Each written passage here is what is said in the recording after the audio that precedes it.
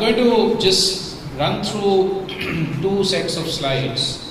One will be on the search for alternatives in India and abroad, and what kind of broad frameworks are emerging from this search for alternatives. And then the second is just to look at what the Vikalp Sangam process itself has been in the last almost about 3 years. Okay, just one slide on the bad news, because this is the context in which we are working, which is we all recognize that today's model of development, whether we call it a capitalist model or a neoliberal model or a state-dominated model or a patriarchal model, is a very violent model of development. It displaces nature, it destroys nature, it displaces communities, it displaces cultures, it dispossesses all of us. So this is the context in which we are working. The left-hand side is an advertisement by a multinational corporation, Indian multinational corporation, which says if nature is a barrier, then we have to remove it and lay pipelines and do mining and so on. And this is from the Ministry of Rural Development, where we know that in many parts of India, development happens at the barrel of the gun, because people don't want to give up their land, then they are forced out, often with armed forces being used. So this is the model which we are up against, and therefore the search for alternatives. Now we have always been told that yes, some of this model of development is bad, some of it causes destruction, etc., but there is no alternative. This is the only pathway that we have, because this is how America has gone, this is how Europe has gone, this is how Japan has gone, so we also have to go in the same direction. And so this question arises, are there alternatives? For us, one part of the alternative is resistance itself. Like John said about counter arguments, counter trends, counter cultures, which many of you are already part of. So, and which Kerala has been a very strong component of. This is a picture from 30 years back, a movement against two large hydroelectricity projects in central India, in Maharashtra, Andhra area, the Indravati river, which successfully stopped those two projects, which would have otherwise displaced 300 villages and destroyed all those forests. So this kind of resistance to what is currently the dominant model is part of the alternative, because it gives us more breathing space, it provides us some kind of a counter narrative, it makes people sit up and say, okay, is there something wrong with this kind of development? Maybe we should look for other pathways. But the second part of it, of course, is then to find creative ways of meeting human needs and human well-being and human aspirations. So in India now we have been documenting hundreds of initiatives around the country which are doing work on a whole range of things, which is happening also, of course, in Kerala, but we have been looking at it in many other parts of the country. So whether it is with food or water or energy or shelter, basic needs, health, or it's things like crafts, or it's things like urban areas in cities, the revitalization of villages, producer companies, livelihoods, political governance, education, etc.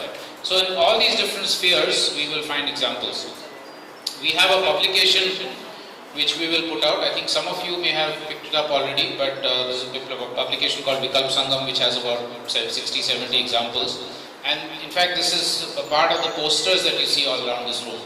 So whenever you have time, please look at these posters, and also you can pick up a copy. I'm told this was put out in the morning and some people have already picked it up. If it's possible, it's by donation. So in the culprit stall later at lunch, if you could just give us the donation. But if you do not, if you feel that there is too much money involved, so it's also free, is okay. Now, so through this document, I'm only going to give you some examples, just 3 or 4 examples of this, which is from outside Kerala, because the Kerala examples you're already familiar with, and we will discuss those over the next 2-3 days. This is a village in Gadchiroli in Maharashtra. It's a Adivasi village, Gonda Adivasi, which about 30 years back was part of the same movement against the big dams that I mentioned earlier. And then since then they have been practicing what they call local self-governance. All the decisions of this village are taken by the entire village assembly. Not by any village chief, not by any government officer, nobody from outside. And the women, men and children, they are all involved in these decisions. And the decisions can be taken only by consensus. So sometimes you will have a Gram Sabha meeting, a village assembly meeting going on for maybe 2 days or 3 days until everybody has said, yes, this decision is fine. Or there might still be dissent, in which case they don't take that decision. Through all of this process in the last 30 years, they have taken control over almost 2,000 hectares of forest. This is the forest that the village now controls. It is now legally also part of their area because they have claimed it under the Forest Rights Act, which I believe in Kerala has not gone very far, except maybe some small parts in the north. And their main slogan is that while we elect the government in Mumbai and Delhi, in our village, we are the government. So this is a very different form of democracy which they are practicing. It's not about elections. Elections is the least important part of democracy, according to them. The most important part is that wherever we are the ones taking the decisions. And of course, I know that the Kerala planning process and all has moved a little bit towards that kind of a model. In 2013, they did another thing which is revolutionary.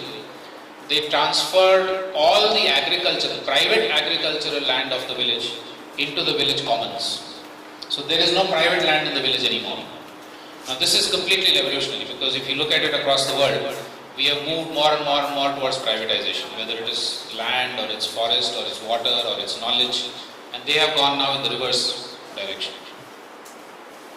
The second example is from a city. This is in Kutch in Gujarat, where the city of Bhuj, which is growing very rapidly, has a large number of very poor people who don't have access to proper housing, to water, to sanitation, to health and so on. So they have a number of the organizations there, civil society organizations, have worked with the slum dwellers to do their own construction of decent housing, as far as possible using local material, whatever is available, but also local skills and so on. They have done their own water harvesting so that, now mind you, this area has rainfall which is maybe 1/6 of Kerala's rainfall or 1/10 of Kerala's rainfall. 300 millimeters. What is Kerala's average? 2,500. 3,000. So this is maybe 1/8, 1/10. Even in that, these people are now completely water self-sufficient. They don't even need water from the municipal supplies. Just catching that amount of rainfall, properly using it, having water management committees and so on. They now do, many of the colonies are doing 100% waste recycling and so on. But the most important part of it is that they have learned how to be very active citizens of the city, saying we are the ones who should be taking the decisions for our areas, even in the city. Not city corporators, not bureaucrats, but us. And they have to be responsive to us. They have to be accountable to us. So this is another interesting example that we have. The third example is we have 3 people from Deccan Development Society sitting here, so they will be talking about it. But just to quickly mention, in the last again about 30 years, DDS has empowered Dalit women farmers to move from a situation of food scarcity to a situation of food sovereignty, which means complete control over everything to do with their food, the land, the seeds, the water, the knowledge, everything to do with it. And they have in about 65-70 villages, Jayashree, or more. They have set up grain banks, they have set up a parallel public distribution system, because the government public distribution system doesn't really work and it only provides very bad quality wheat and rice, whereas in their parallel PDS they have local jawar and other millets. And of course completely switching to organic, now having more than 70 varieties of millets and rice varieties which they are growing, most all traditional seeds, and securing women's land rights. This is another very major issue which is a crucial problem in India. So I'm giving it in a very brief form, but since we have Jayashree and Tejasvi and Mayuri here, they can of course explain in much greater detail in the next couple of days. Through this, what is very important is that so the transformation has happened in agriculture and in other fields which I'll mention in a minute. But actually for me what is most inspiring is that the transformation is a social transformation. From being Dalit women who are extremely marginalized, exploited, shunned by society, the rest of society, they now have full respect in their village, both as women and as Dalits. And upper caste Reddy men are coming and asking for advice from these Dalit women on how to make their agriculture also sustainable and prosperous. So it's a huge transformation. They've also moved into other fields, including, for instance, community radio filmmaking. Mayuri is a product of that, one of India's youngest filmmakers. They've already made more than 100 films of their own. They run a community radio station which goes to how many villages? 200? 30 kilometers. So quite a large number of villages where the community radio station also broadcasts. And then the last two things I will talk about is alternative learning and education examples.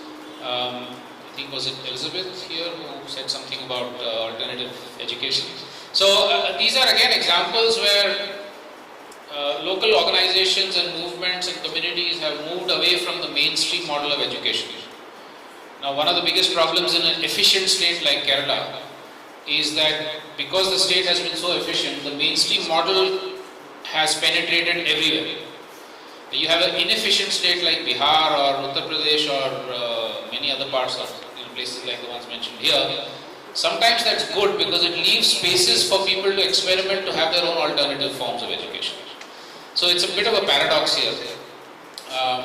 But anyway, so either I don't have the time to go into all of these examples, but for instance, SecMol, which my colleague Sujata has worked at, she can tell you much more, is an alternative learning space where dropouts are the ones who go there and they have learning spaces to learn whatever they want to learn. For instance, one of India's most famous filmmakers who has been winning awards all over the world now has graduated from, I mean not graduated because they don't have formal degrees, but he's been through SecMol. He was a school dropout. So these are learning spaces where people's inherent skills are brought out, where it's not about competition, where it's not about becoming rich and famous and so on, which is unfortunately what all of our schools and colleges are like. And I think there's a lot that we can learn from these. The last set of examples is from media, communications and arts. And this is again, these are some examples. We know that the mainstream media has been captured by private corporations, private sector, and of course some by the government. Some are still in the hands of the government. So how do we create a people's media, a people's communication? And again, there are some examples of this. One of the most interesting ones is in Chhattisgarh, which is an extremely difficult area to work in, because you protest about anything, you could get killed, or you could be imprisoned for life without any kind of procedures. So here there's something called CG Netswara, where they have, mobile phones are available everywhere, so people can actually speak into their mobile phones, either give their name or just anonymously about problems that they are facing in their village. For instance, some official is asking for a bribe to be paid NREGS wages. That goes to a central server, which is then broadcast all over or many parts of the state. So lots of people get to know about that news from that small village. And then perhaps some pressure then get put onto the government to take some action, or other people rally around and support that person who's having a problem. They're now being encouraged also to talk about innovation, so to talk about positive things that they are doing in their villages. So this is an alternative form of communication. There are many others. In Goa-based, there's a Goa-based group called Video Volunteers with 200 community representatives in different parts of the country, mostly local, small town or village people, who again make films with whatever little equipment they have. That gets processed in Goa and then it gets put up onto YouTube or any other channels. So we find that there is a possibility now, or community radio stations such as the one DDS runs. This is the one from DDS. Recently I visited one in Kutch, which is going out to 30 villages, run by again local women, and they are able to put out their own programs and their own messages to people. Unfortunately, of course, all of these examples also, the more they become controversial or politically difficult for the government, the more they clamp down. So the one in Kutch, for instance, the government is seriously trying to not shut it down, but to quite censor what kind of things they say or don't say. This is where all of us need to get together to support such initiatives. The similar things, of course, are happening around the world. It's not just in India. Now, I love this map because everybody looks at this map and says, why is the world upside down? But the normal, so-called normal map we see is not necessarily the right side up. Anyway, if the world is round, Any which way you can look at the world, right? So this is also as straight as the other one. Plus the world with the map we normally see is very Europe centered. Now you can see how small Europe is here. Whereas normally the map we have is this huge Europe right here up on top, because they were ruling the world and they made the maps. Right? So I love this map. But the other reason I'm showing it is also just to give you a quick glimpse of other similar alternative movements happening in different parts of the world. Again, we don't have time to go into it, but all the way from the Zapatista and Kurdish Rojava, where huge area has been completely taken over, controlled by the local community and declared as autonomous regions, autonomous from their country, and run on very, very democratic and feminist lines. And many, many other examples, small and big, which you can see. So based on all of this, what we have been discussing in the Vikalp Sangam process is a kind of a framework that we can place ourselves in of transformation. This framework moves around 5 different interconnected spheres. The first one, as John mentioned about political issues. The first one is really the village of Mendalekha, which I mentioned earlier. It's emerging from that. Wherever we are, we should be the decision makers. We cannot think that democracy is about voting once in 5 years and then forgetting about it and hoping that the representatives will do the right thing. That we know that doesn't work. So it's really about direct citizens' power. It's about, of course, there will still be larger representative institutions at the level of the state and so on. So how do we make those institutions much more accountable to us? And eventually, of course, also we need to challenge the nation state. Why should India, Pakistan, Bangladesh, Sri Lanka, etc. have the kind of boundaries that we have? These are accidents of history in some senses. And they have cut very important ecosystems. Bangladesh and India, the Sundarbans mangrove has been cut into 2. The fishing communities that depend on them have been cut into 2. Up in China and India, the Tibet and Ladakh plateau are actually one large ecosystem. That's been cut into 2. So people who used to migrate back and forth, they cannot do it anymore. The nomadic pastoralists. Similarly with India and China, India and Pakistan. So eventually I think what this forces us to do is to look at even things like borderless worlds. That's the political part of it. Then of course alternative politics will not work if the economy continues to be in the hands of private corporations and the government. The economy also needs to be in our control.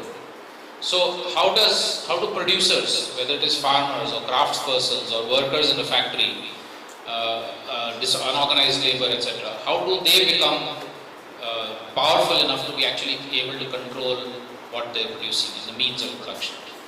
And then similarly, how do we build much more local self-reliance? Instead of having our water needs met by something from 300 kilometers away or 500 kilometers away, how can we actually build much more local self-reliance, at least for basic needs, food, water, etc., etc. In Tamil Nadu, there is a Dalit Sarpanch called Ilango, who has been saying that if we have a cluster of 20 to 25 villages, we can be completely self-reliant for all the basic needs. We don't need any corporations, we don't need any government support for something like that. Of course, beyond that there will still be trade, but for basic needs you can be locally self-reliant. How do we move back into an economy of caring and sharing? So John mentioned about the stamps, that if there are people hungry in the village, you have the possibility of getting a stamp anonymously and being able to get food.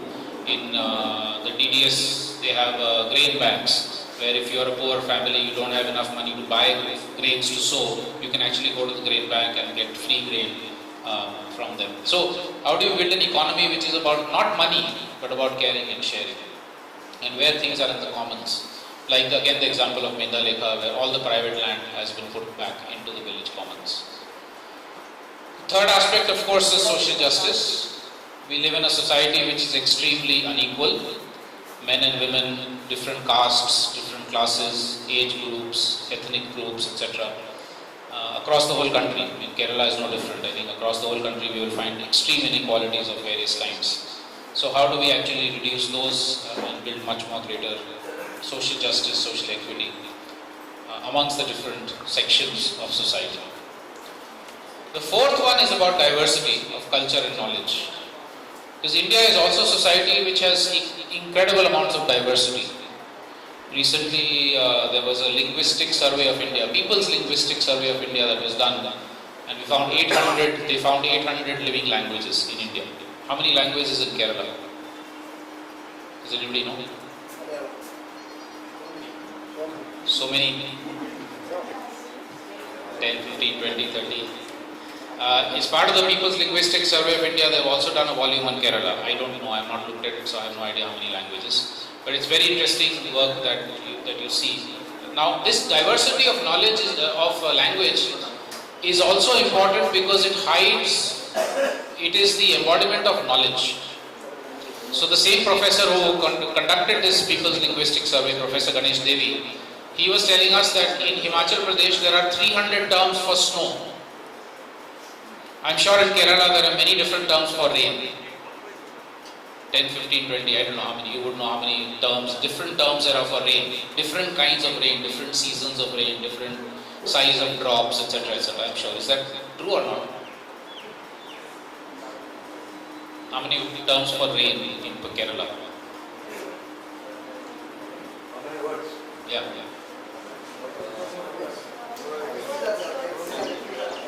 No, not adjectives. I'm talking about the noun itself, rain. Like in Himachal Pradesh, there are 300 terms for snow, not adjectives, just for snow as a noun. There are 42 words in Mizo. In Mizo, there are 42 for rain. For so I'm sure there must be in Kerala also. I would be surprised if it's Kerala, no. No? Kerala, there are 4 5 words. Okay. But take all the Adivasi languages.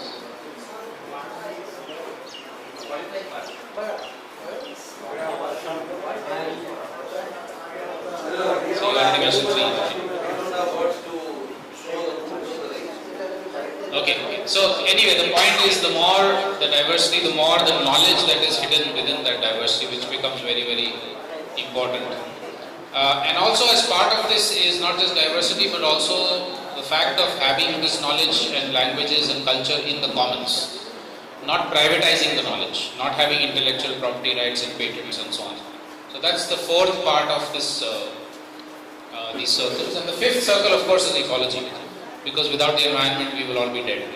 So ecological resilience, ecological sustainability, the wisdom of ecology, the wisdom of living with nature, the wisdom of the rights of nature.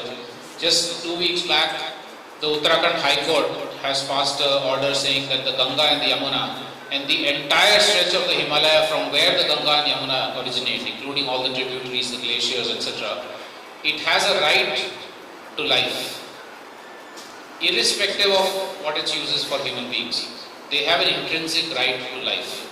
Now that means increasingly we are actually extending the right to human life to us, from ourselves, also to the rest of nature, which is what indigenous peoples always did anyway. They always lived with nature, respecting that right. But modern human beings have tried to separate humans and nature. So this is actually trying to bring back that kind of sense of being within nature and having respect for all other life forms. So anyway, these examples that I gave and many, many other examples, including many that you are part of, kind of bring out these different 5 spheres. And this is what's been discussed in the Vikalp Sangam process. And then lastly, what has also been discussed is what are the kind of principles and values that we have underlying our search for alternatives, all the practices that we have. So again, a long list has been put out in the document from the Vikalp Sangam process.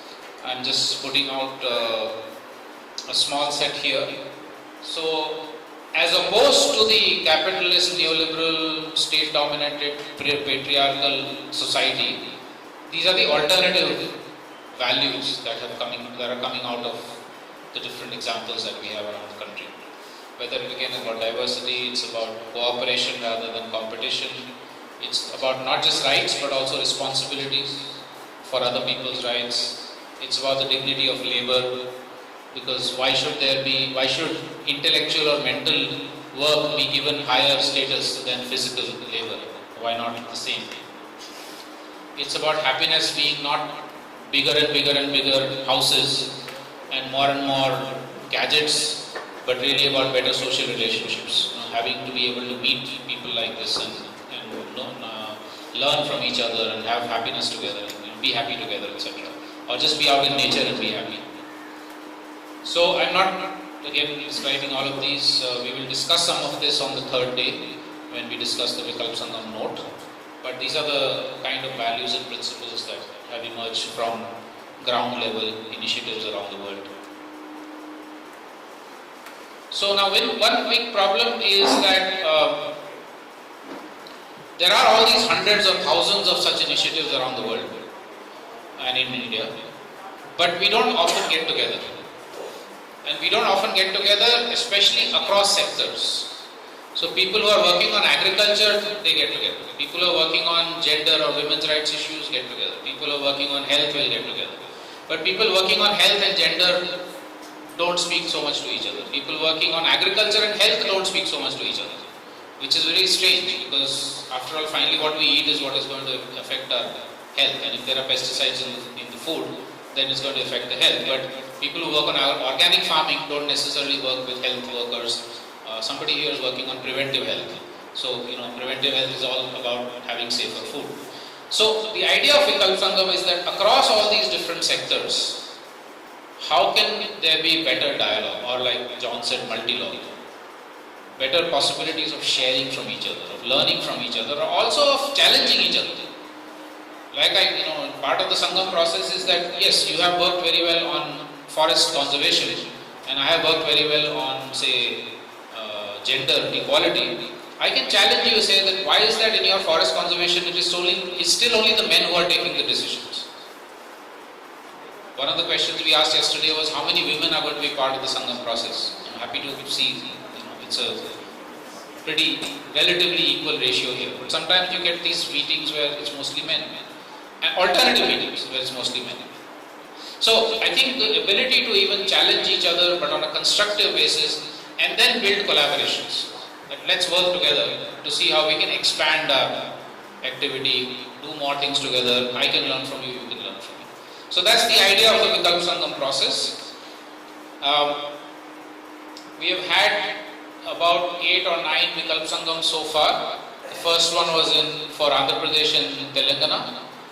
Then Tamil Nadu, Ladakh, Maharashtra, Kutch, West Himalaya, and then this is Kerala is the one that's happening right now. These are regional Vikalp Sangam. So basically the idea is to discuss the issues in that region, bringing in a national perspective, but also mostly focusing on the region. But then we have thematic Vikalp Sangams, which are national level Sangams. So groups working on alternative energy, on food issues, people working amongst the youth, young people themselves or people working amongst the youth. Then we might have one on Adivasi livelihoods next year, one on alternative media next year, alternative economies middle of next year, and then they will, for all the artists present here, they will be hoping to have one on alternative arts again also in 2018 or 19, and we hope that some of you could be part of helping to organize that. So this is basically, these are gatherings of 3 or 4 days like the one that we're doing right now, where people do this kind of sharing, building collaborations, challenging each other, and along with that also building a common vision. So what we have as part of this is a document, a continuously evolving document called The Search for Alternatives. This is a 10-page document. This is translated into the local languages as far as possible. Unfortunately, it could not get translated into Malayalam. But John tells me that maybe most people here will read English. So we have copies in English which are outside on the table. So this is where those 5 spheres, the values and principles, the strategies, the kind of joint work, etc. is laid out. And at every Sangam we get comments, and then a next avatar, next version of that document is produced. So right now it's the 4th document. After the Kerala Sangam, and we discuss it on the 3rd day, we hope a 5th version will come out. So it keeps evolving. Many hundreds of people have discussed this. Along with this, we also do documentation. So this is the website on which about 650 examples and initiatives and perspectives from around the country are already there. We hope that after the Kerala Vikalp Sangam, many more Kerala examples will also go. There are already some, but many more Kerala examples will also come up, including in Malayalam, because this is a multilingual site. But this is something, please look at it if you have not already seen it. You can see examples along all those different sectors from different parts of the country.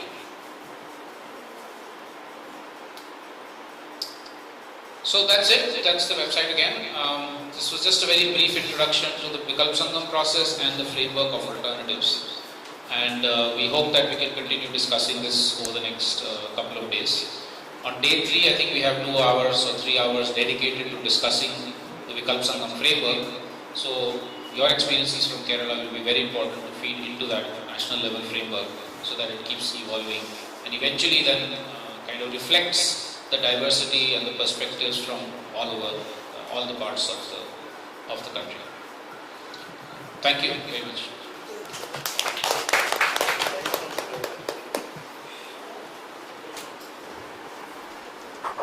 What's the relation between privatization and alternatives? Privatization and alternatives. Already in Kerala there are digital education, parallel education, and so many alternatives. I think it is in the field of education. All these are alternatives. Then why we are supporting this or thinking that it is a new method? Already accepted this method in Kerala more than 50 years. Education, culture, everything there is alternatives. I think it is so. Thank you. Yeah, Kerala, Is most mostly private. privatized setup is education and health. Education is an industry today. So with privatization of education health, I don't know the Kerala situation except one book that I did read about the situation of Adivasis in Kerala. After privatization of health, their situation is much worse, according to at least that book. Because now, what they used to be able to get very cheaply or free government services, now they have to pay through their noses. So, you see 30-40% of budgets of an average family now is on health or more sometimes. So the idea of alternatives is that one has to have all of these things in the commons. Whether it is the government or it is, let's say, a village community or a town community or a neighborhood community that manages the health and the education, like they have their own school, DDS has its own school. Or it's a government that is doing it properly but doing it in an alternative way.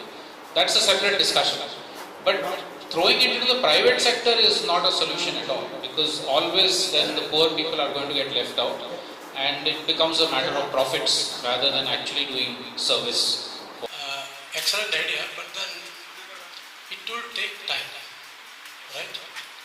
What is required now is urgent action, because every day our forest is being felled. Our wetlands are being reclaimed. Whatever wetlands are there, it is all polluted. It is going on. Every day it is going on, every minute it is going on. So we'll have to find out some alternative for that. So when I say alternative for development, I look at actually development, economic development probably. Other things are all there, I have full respect for that. So the urgent situation is that alternative for the economic development. Probably that is more important. Because Modi is going left and right to finish up all the natural resources in the country. There is no doubt about it. And he will do it also if he is allowed to continue some more time. So that has to be prevented somehow. So my feeling is that first let's have a definition of development, which has been discussing quite a lot. Now we have suggested one thing, well-being of the people. Development as well-being of the people, fine. But your well-being is not my well-being and his well-being is totally different. So that problem comes there. Some people say happiness of the people. So what is happiness? Again we will have to discuss. So there has to be a commonly acceptable definition for development. That to me is ensure good quality, clear water, clear air, clean food, clean soil, everything should be. Whatever is required for the life to support. Fundamental requirements of life. That means water, air and everything would come. That as well. Plus a housing facility, medical facilities, education facilities. All these things will come into that. First let us try to see that how that can be achieved. Then we can think of luxury development. That is what the development is going on now. Luxury development. Otherwise, after 70 years of independence, still there should not be 35% of people below poverty line. It is there. but the rich one is increasing, you all know that. So there is no parity, it is just going on like that. So that has to be changed. Your idea is excellent, but the only concern is that it is going to take time. So what is probably required is that how we can achieve development, in the sense whatever I said now, development, to in each panchayat. How that can be done without destroying the natural resources. I think that is something which we should demonstrate. That's what we are trying to do now for the last 2.5 years in one of the panchayats here, without destroying the wetlands and paddy lands and forests. How we can provide economic security for each house, job facility or water security, food security, everything.